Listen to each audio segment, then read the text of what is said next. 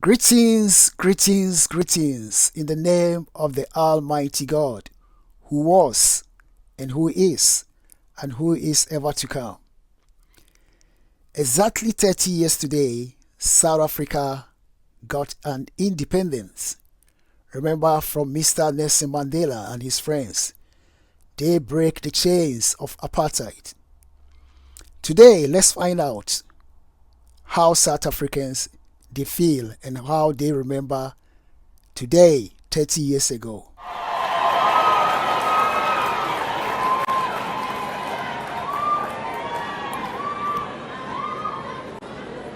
Our President, dignitaries here present, this is our country, this is South Africa. We stand here today being proud South Africans because those who died and those who went to jail shared their lives. 30 years or even 40 years ago, we would not be converging here. But today, we are here. South Africa, our beautiful land, we love you. Now, to those who were born after 1994, you would not have been here today. Somebody would have told you, I give you 5 minutes to leave. So let us love our country. Let us cherish what our forefathers did for us. Mr. President, it hurts me when I hear young people say, I've got a degree, but I don't have a job. It hurts me when I hear people say things were better during apartheid. It was nothing better because you were a non-entity. We did not know how to vote, but today we can vote for the government that has to look for us.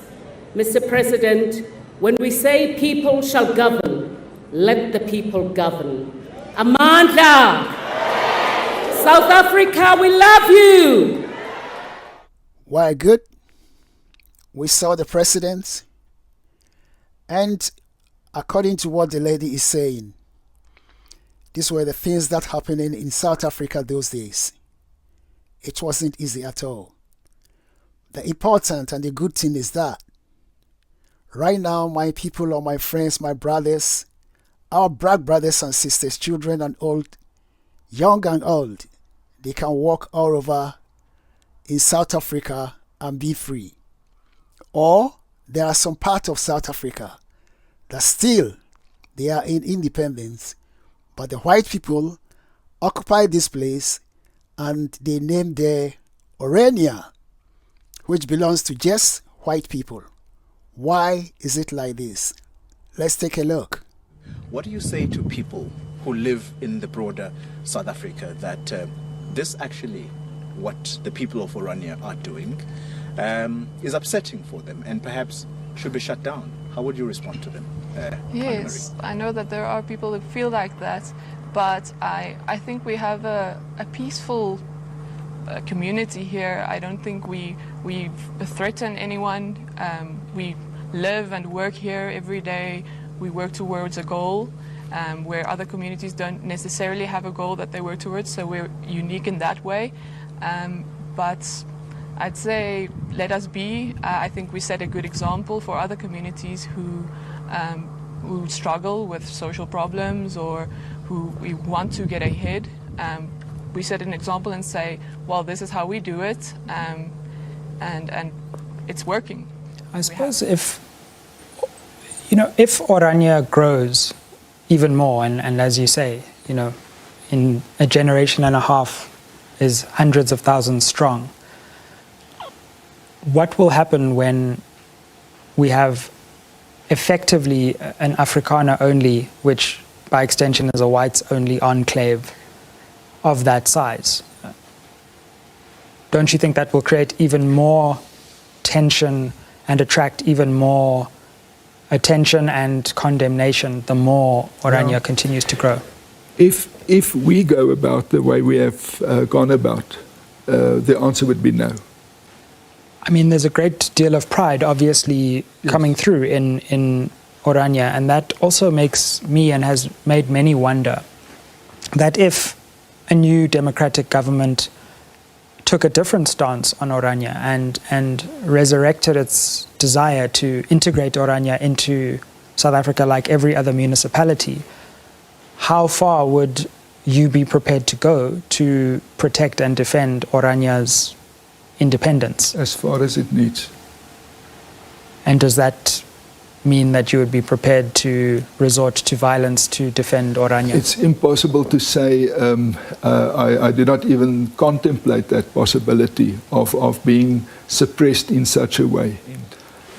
In 30 seconds, because we are running out of time, what do you think is the future of Orania 50 years into the future? If Orania still exists, do you think South Africa still exists in the same way? Or do you think that South Africa becomes a fundamentally different place and Orania becomes the example which shifted and fractured South Africa into many different pieces? Both Orania and South Africa will be fundamentally different. I've been looking over Windhoek a month ago. In 50 years' time, I would not be around, but you will be looking over Orania as I've been looking over Windhoek. It will be that kind of size with that kind of impact. South Africa would definitely not be the kind of centralized, unified state that it is at present. It will have fractured in different ways, and may it not be going to the warlords, but to an orderly political development. We will want to take part in that. So, by listening to these two young ladies and the man who is in charge of all this, do you think this is right for them to form a country within a country that have independence, which vote for a democratic government with a president, and you form your own country inside a country? What does this mean? Is it upsetting or not? Please say your mind and don't insult anyone. If you haven't watched my previous videos, try and search for them and add your views, but don't insult anyone. We want to live together with different continent people in Africa, but don't come to Africa to occupy the place and slavery the people in Africa. It's not right. This is something that we all have to fight against that, because African cannot move to America and form a place and say this is the place of Africans, and we don't want any white man to be there. Or you go to Asia, especially India, there are a lot of Indians in Central Africa, including South Africa.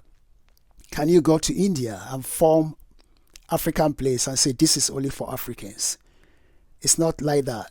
Everyone has to be free in his own land where God gave to us. And God wants us to live together as one people.